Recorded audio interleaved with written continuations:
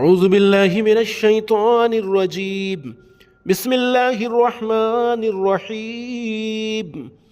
أمن خلق السماوات والأرض وأنزل لكم من السماء ماء فأنبتنا به حدائق ذات بهجة ما كان لكم أن تنبتوا شجرها أإله مع الله بل هم قوم يعدلون. أمن جعل الأرض قرارا وجعل خلالها أنهارا وجعل لها رواسي وجعل بين البحرين حاجزا أإله مع الله بل أكثرهم لا يعلمون. أمن يجيب المضطر إذا دعاه ويكشف السوء ويجعلكم خلفاء الأرض أإله مع الله قليلا ما تذكرون. أمن يهديكم في ظلمات البر والبحر ومن يرسل الرياح بشرا بين يدي رحمته أإله مع الله تعالى الله عما يشركون.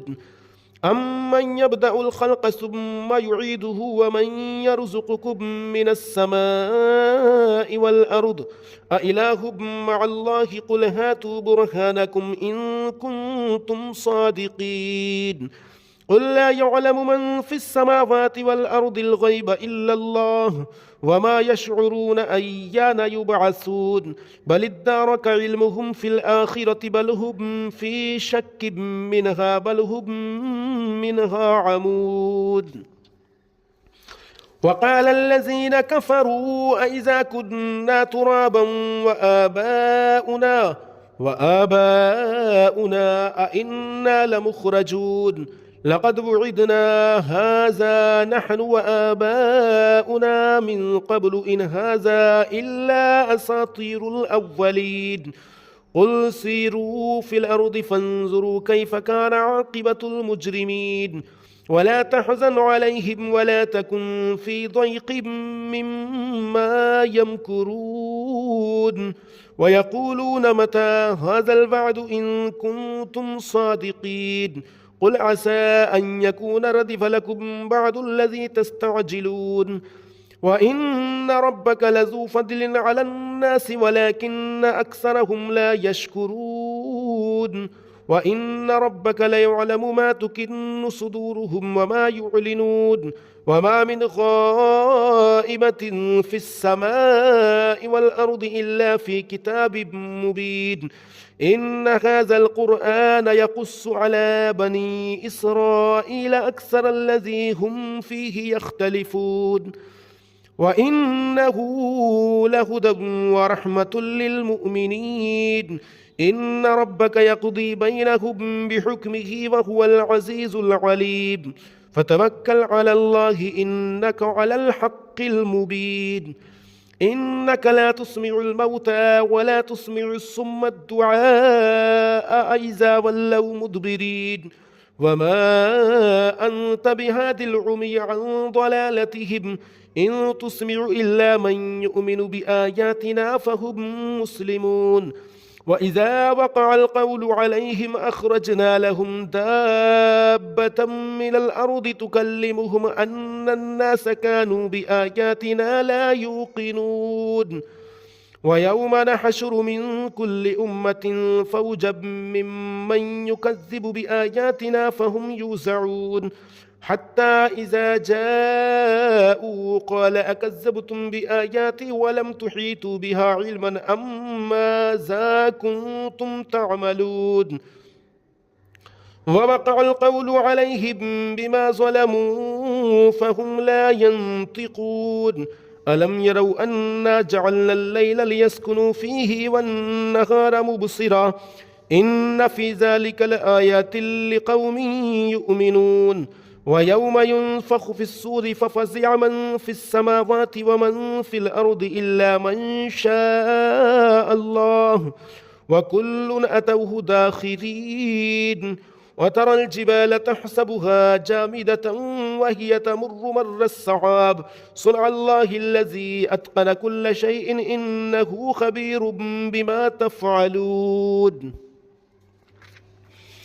من جاء بالحسنة فله عشر من جاء بالحسنة فله خير منها وهم من فزع يومئذ آمنون ومن جاء بالسيئة فكبت وجوههم في النار هل تجزون إلا ما كنتم تعملون إنما أمرت أن أعبد رب هذه البلدة الذي حرمها وله كل شيء وأمرت أن أكون من المسلمين وأن أتلو القرآن فمن اهتدى فإنما يهتدي لنفسه ومن ضل فقل إنما أنا من المنذرين وقل الحمد لله سيريكم آياته فتعرفونها وما ربك بغافل عما تعملون.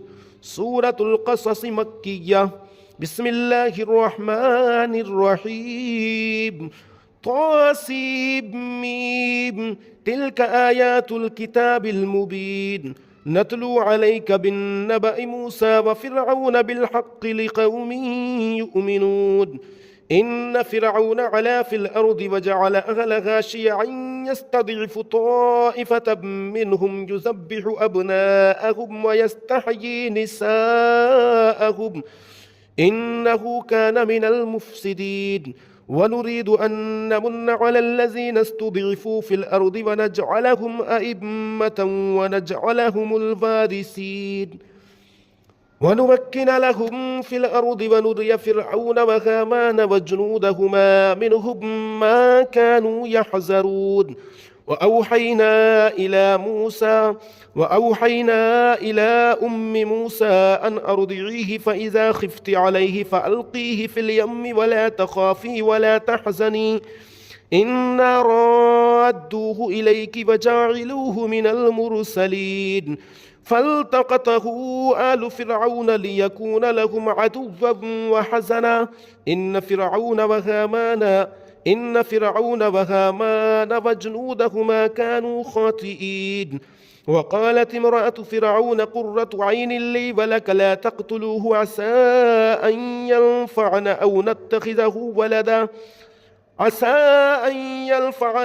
أو نتخذه ولدا وهم لا يشعرون وأصبح فؤاد أم موسى فارغا إن كادت لتبدي به لولا أن ربطنا على قلبها لتكون من المؤمنين وقالت لأخته قصيه فبصرت به عن جنب وهم لا يشعرون وحرمنا عليه المراضع من قبل فقالت هل أدلكم على أهل بيت يكفلونه لكم وهم له ناصحون فرددناه إلى أمه كي تقر عينها ولا تحزن ولتعلم أن وعد الله حق ولكن أكثرهم لا يعلمون ولما بلغ أشده واستوى آتيناه حكما وعلما وكذلك نجزي المحسنين ودخل المدينة على حين غفلة من أهلها فوجد فيها رجلين يقتتلان هذا من شيعته وهذا من عدوه فوكزه فاستغاثه الذي من شيعته على الذي من عدوه فوكزه موسى فقضى عليه قال هذا من عمل الشيطان إنه عدو مضل مبين قال رب إني ظلمت نفسي فاغفر لي فغفر له إنه هو الغفور الرحيم قال رب بما أنعمت علي فلن أكون ظهيرا للمجرمين فأصبح في المدينة خائفا يترقب فإذا الذي استنصره بالأمس يستصرخه قال له موسى إنك لغبي مبين فلما أن أراد أن يبطش بالذي هو عدو لهما قال يا موسى أتريد أن تقتلني كما قتلت نفسا بالأمس إن تريد إلا أن تكون جبارا في الأرض وما تريد أن تكون من المصلحين وجاء رجل من أقصى المدينة يسعى قال يا موسى إن الملأ يأتمرون بك ليقتلوك فاخرج إني لك من الناصحين فخرج منها خائفا يترقب قال رب نجني من القوم الظالمين ولما توجه تلقاء مدين قال عسى ربي أن يهديني سواء السبيل ولما ورد ماء مدين وجد عليه أمة من الناس يسقون ووجد من دونهم امرأتين تزودان قال ما خطبكما قالتا لا نسقي حتى يصدر الرعاء وأبونا شيخ كبير فسقى لهما ثم تولى إلى الظل فقال رب لما أنزلت إلي من خير فقير فجاءته إحداهما تمشي على استحياء قالت إن أبي يدعوك ليجزيك أجر ما سقيت لنا فلما جاءه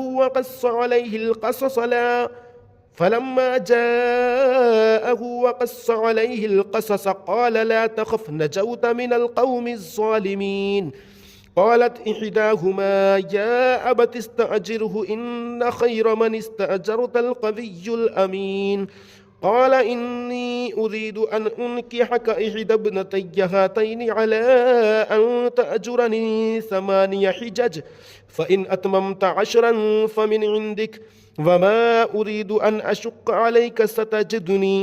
وما أريد أن أشق عليك ستجدني إن شاء الله من الصالحين قال ذلك بيني وبينك أيما الأجلين فقضيت فلا عدوان علي والله على ما نقول وكيل فلما قضى موسى الأجل وصار بأهله آنس من جانب الطور نارا قال لأهلهم امكثوا إني آنست نارا لعلي آتيكم منها بخبر أو جزوة من النار لعلكم تصطلون فلما أتاها نودي من شاطئ الوادي الأيمن في البقعة المباركة من الشجرة أن يا موسى إني أنا الله رب العالمين وأن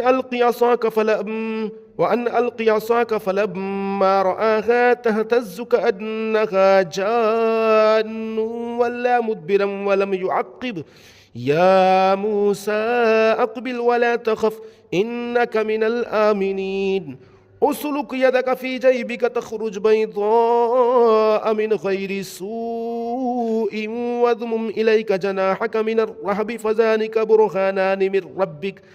فذلك برهانان من ربك إلى فرعون وملئه إنهم كانوا قوما فاسقين قال رب إني قتلت منهم نفسا فأخاف أن يقتلون وأخي هارون هو أفصح مني لسانا فأرسله معي يرد أن يصدقني إني أخاف أن يكذبون قال سنشد عضدك بأخيك ونجعل لكما سلطانا فلا يصلون إليكما بآياتنا أنتما ومن اتبعكما الغالبون فلما جاءهم موسى بآياتنا بينات قالوا ما هذا إلا سحر مفترى وما سمعنا بهذا في آبائنا الأولين وقال موسى ربي أعلم بمن جاء بالهدى من عنده ومن تكون له عاقبة الدار إنه لا يفلح الظالمون وقال فرعون يا أيها الملأ ما علمت لكم من إله غيري فأوقد لي يا هامان على الطين فاجعل لي صرحا لعلي أطلع إلى إله موسى وإني لأظنه من الكاذبين واستكبر هو وجنوده في الأرض بغير الحق وظنوا أنهم إلينا لا يرجعون فأخذناه وجنوده فنبذناهم في اليم وانظر كيف كان عاقبة الظالمين فانظر كيف كان عاقبة الظالمين وجعلناهم أئمة يدعون إلى النار ويوم القيامة لا ينصرون وأتبعناهم في هذه الدنيا لعنة ويوم القيامة هم من المقبوحين ولقد آتينا موسى الكتاب من بعد ما أهلكنا القرون الأولى بصائر للناس وهدى ورحمة لعلهم يتذكرون وما كنت بجانب الغربي إذ قضينا إلى موسى الأمر وما كنت من الشاهدين ولكننا أنشأنا قرونا فتطاول عليهم العمر وما كنت ساويا في أهل مدين تتلو عليهم آياتنا ولكننا كنا مرسلين وما كنت بجانب الطور إذ نادينا ولكن رحمة من ربك لتنذر قوما ما أتاهم من نذير من قبلك لعلهم يتذكرون ولولا أن تصيبهم مصيبة بما قدمت أيديهم فيقولوا ربنا لولا أرسلت إلينا رسولا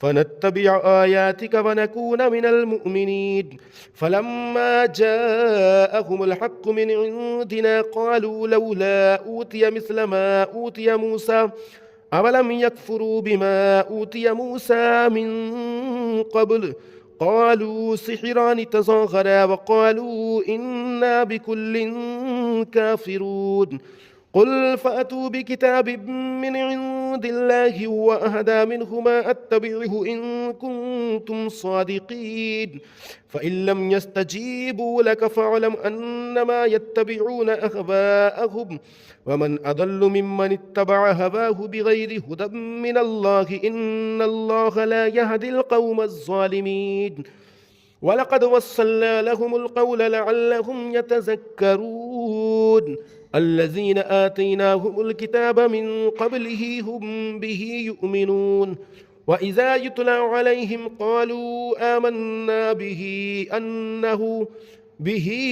إنه الحق من ربنا إنا كنا من قبله مسلمين أولئك يؤتون أجرهم مرتين بما صبروا ويدرؤون بالحسنة السيئة ومما رزقناهم ينفقون وإذا سمعوا اللغو أعرضوا عنه وقالوا لنا أعمالنا ولكم أعمالكم سلام عليكم لا نبتغي الجاهلين إنك لا تهدي من أحببت ولكن الله يهدي من يشاء وهو أعلم بالمهتدين وقالوا إن نتبع الهدى معك نتخطف من أرضنا أولم نمكن لهم حرما آمنا يجبى إليه ثمرات كل شيء رزقا من لدنا ولكن أكثرهم لا يعلمون وكم أهلكنا من قرية بطلت معيشتك فتلك مساكنهم لم تسكب من بعدهم إلا قليلا وكنا نحن الوارثين وما كان ربك مهلك القرى حتى يبعث في أمها رسولا يتلو عليهم آياتنا وما كنا مهلك القرى إلا وأهلها ظالمون وما أوتيتم من شيء فمتاع الحياة الدنيا وزينتها وما عند الله خير وأبقى أفلا تعقلون أفمن وعدناه وعدا حسنا فهو لاقيه كمن متعناه متاع الحياة الدنيا ثم هو يوم القيامة من المحضرين ويوم يناديهم فيقول أين شركائي الذين كنتم تزعمون قال الذين حق عليهم القول ربنا هؤلاء الذين أغويناهم كما غوينا تبرأنا إليك ما كانوا إيانا يعبدون وقيل ادعوا شركاءكم فدعوهم فلم يستجيبوا لهم ورأوا العذاب لو أنهم كانوا يهتدون ويوم يناديهم فيقول ماذا أجبتم المرسلين فعميت عليهم الأنباء يومئذ فهم لا يتساءلون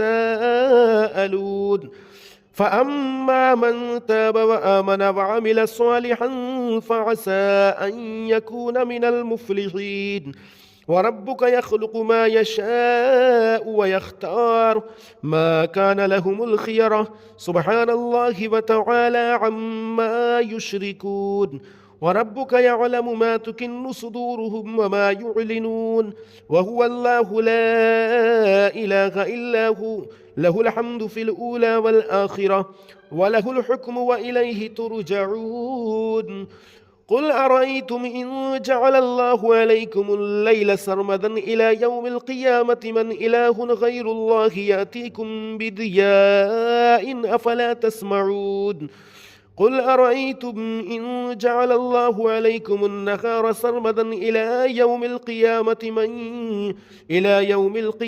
من إله غير الله يأتيكم بليل تسكنون فيه أفلا تبصرون ومن رحمته جعل لكم الليل والنهار لتسكنوا فيه ولتبتغوا من فضله ولعلكم تشكرون ويوم يناديهم فيقول أين شركائي الذين كنتم تزعمون ونزعنا من كل أمة شهيدا فقلنا هاتوا برهانكم فعلموا أن الحق لله وضل عنهم ما كانوا يفترون إن قارون كان من قوم موسى فبغى عليهم وآتيناه من الكنوز ما إن مفاتحه لتنوء بالعصبة أولي القوة إذ قال له قومه لا تفرح إن الله لا يحب الفرحين وابتغ فيما أتاك الله الدار الآخرة ولا تنس نصيبك من الدنيا وأحسن كما أحسن الله إليك ولا تبغ الفساد في الأرض إن الله لا يحب المفسدين قال إنما أوتيته على علم عندي أولم يعلم أن الله قد أهلك من قبله من القرون من هو أشد منه قوة وأكثر جمعا ولا يسأل عن ذنوبهم المجرمون فخرج على قومه في زينته قال الذين يريدون الحياة الدنيا يا ليت لنا مثل ما أوتي قارون إنه لذو حظ عظيم وقال الذين أوتوا العلم ويلكم ثواب الله خير لمن آمن وعمل صالحا ولا يلقاها إلا الصابرون فخسفنا به وبداره الأرض فما كان له من فئة ينصرونه من دون الله وما كان من المنتصرين وأصبح الذين تمنوا مكانه بالأمس يقولون ويك أن الله يبسط الرزق لمن يشاء من عباده ويقدر لولا أمن الله علينا لخسف بنا ويكأنه لا يفلح الكافرون تلك الدار الآخرة نجعلها للذين لا يريدون علوا في الأرض ولا فسادا والعاقبة للمتقين من جاء بالحسنة فله خير منها ومن جاء بالسيئة فلا يجزى الذين عملوا السيئات إلا ما كانوا يعملون إن الذي فرض عليك القرآن لرادك إلى معاد قل ربي أعلم من جاء بالهدى ومن هو في ضلال مبين وما كنت ترجو أن يلقى إليك الكتاب إلا رحمة من ربك فلا تكونن ظهيرا للكافرين ولا يصدنك عن آيات الله بعد إذ أنزلت إليك وادع إلى ربك ولا تكونن من المشركين ولا تدع مع الله إلها آخر لا إله إلا هو كل شيء هالك إلا وجهه له الحكم وإليه ترجعون. سورة العنكبوت مكية. بسم الله الرحمن الرحيم. ألف لام ميم. أحسب الناس أن يتركوا أن يقولوا آمنا وهم لا يفتنون ولقد فتنا الذين من قبلهم فليعلمن الله الذين صدقوا وليعلمن الكاذبين. أم حسب الذين يعلمون السيئات أن يسبقونا ساء ما يحكمون. من كان يرجو لقاء الله فإن أجل الله لآت وهو السميع العليم. ومن جاهد فإنما يجاهد لنفسه إن الله لغني عن العالمين. والذين آمنوا وعملوا الصالحات لنكفرن عنهم سيئاتهم ولنجزينهم أحسن الذي كانوا يعملون. ووصينا الإنسان بوالديه حسنا وإن جاهداك لتشرك بما ليس لك به علم فلا تطعهما إلي مرجعكم فأنبئكم بما كنتم تعملون. والذين آمنوا وعملوا الصالحات لندخلنهم في الصالحين. ومن الناس من يقول آمنا بالله فإذا أوذي في الله جعل فتنة الناس كعذاب الله ولئن جاء نصر من ربك ليقولن إنا كنا معكم أوليس الله بأعلم بما في صدور العالمين. وليعلمن الله الذين آمنوا وليعلمن المنافقين. وقال الذين كفروا للذين آمنوا اتبعوا سبيلنا ولنحمل خطاياكم وما هم بحاملين من خطاياهم من شيء إنهم لكاذبون. وليحملن أثقالهم وأثقالا مع أثقالهم وليسألن يوم القيامة عما كانوا يفترون. ولقد أرسلنا نوحا إلى قومه فلبث فيهم 1000 سنة إلا 50 عاما فأخذهم الطوفان وهم ظالمون فأنجيناه وأصحاب السفينة وجعلناها آية للعالمين.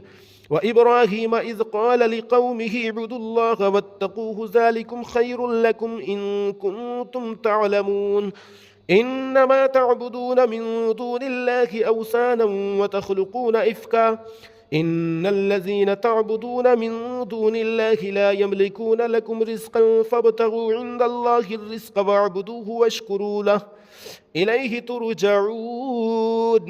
وإن تكذبوا فقد كذب من قبلكم وما على الرسول إلا البلاغ المبين.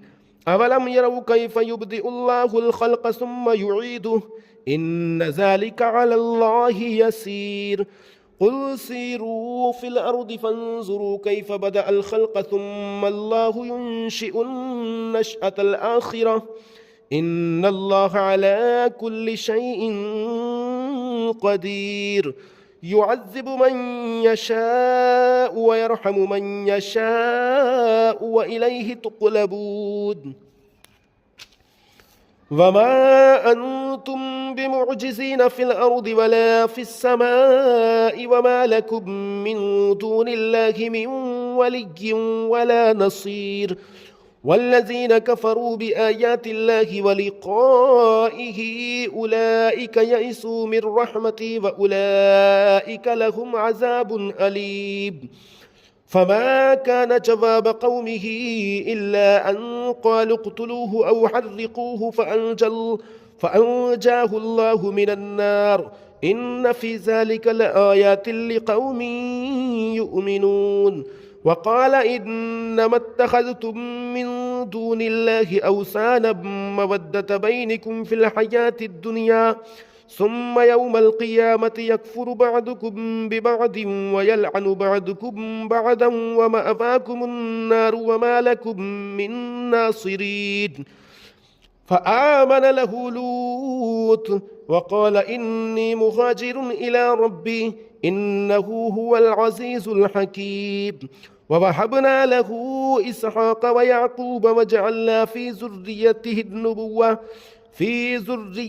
النبوة والكتاب وآتيناه أجره في الدنيا وإنه في الآخرة لمن الصالحين. ولوطا إذ قال لقومه إنكم لتأتون الفاحشة ما سبقكم بها من أحد من العالمين. أئنكم لتأتون الرجال وتقطعون السبيل وتأتون في ناديكم المنكر. فما كان جواب قومه إلا أن قالوا ائتنا بعذاب الله إن كنت من الصادقين. قال رب انصرني على القوم المفسدين. ولما جاءت رسلنا إبراهيم بالبشرى قالوا إنا مهلكو أهل هذه القرية إن أهلها كانوا ظالمين. قال إن فيها لوطا قالوا نحن أعلم بمن فيها لننجينه وأهله إلا امرأته كانت من الغابرين. ولما أن جاءت رسلنا لوطا سيء بهم وضاق بهم ذرعا وقالوا لا تخف ولا تحزن إنا منجوك وأهلك إلا امرأتك كانت من الغابرين.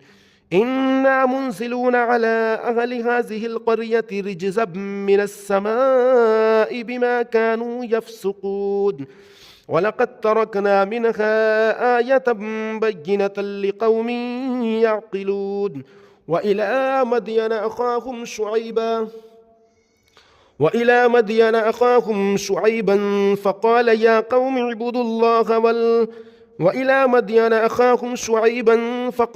قوم اعبدوا الله وارجوا اليوم الآخر ولا تعثوا في الأرض مفسدين. فكذبوه فأخذتهم الرجفة فأصبحوا في دارهم جاثمين. وعادا وثمودا وقد تبين لكم من مساكنهم وزين لهم الشيطان أعمالهم فصدهم عن السبيل وكانوا مستبصرين. وقارون وفرعون وهامان ولقد جاءهم موسى بالبينات فاستكبروا في الأرض وما كانوا سابقين. فكلا أخذنا بذنبه فمنهم من أرسلنا عليه حاصبا ومنهم من أخذته الصيحة ومنهم من خسفنا به الأرض ومنهم من أغرقنا وما كان الله ليظلمهم ولكن كانوا أنفسهم يظلمون. مثل الذين اتخذوا من دون الله أولياء كمثل العنكبوت اتخذت بيتا وإن أوهن البيوت لبيت العنكبوت لو كانوا يعلمون. إن الله يعلم ما يدعون من دونه من شيء وهو العزيز الحكيم. وتلك الأمثال نضربها للناس وما يعقلها إلا العالمون. خلق الله السماوات والأرض بالحق إن في ذلك لآية للمؤمنين. آمنت بالله صدق الله العظीम। मोहतरम नाज़रीन एंड व्यूअर्स, हमारी इस वीडियो को ज़्यादा से ज़्यादा शेयर करें, लाइक करें और हमारे चैनल को सब्सक्राइब करें। अल्लाह रब्बुल इज़्ज़त हमें इसे ज़्यादा से ज़्यादा शेयर करने की तौफ़ीक़ अता फ़रमाए ताकि मखलूक़ खुदा तक अल्लाह का पैगाम पहुँचे और अल्लाह की मखलूक़, अल्लाह को मानने वाले, इस्लाम पर चलने वाले अल्लाह के कलाम को सुनकर इसकी बरकतों से फैज़याब हो सकें और इस पर अमल करने की कोशिश करें। अल्लाह रब्बुल इज़्ज़त हमें ऐसा करने की तौफ़ीक़ अता फ़रमाए। आमीन। अस्सलामु अलैकुम वरहमतुल्लाहि वबरकातुहू। फिर मिलते हैं अगले पारे में अगले वीडियो के साथ। तब तक के लिए दीजिए इजाज़त। अस्सलामु अलैकुम वरहमतुल्लाहि वबरकातुहू।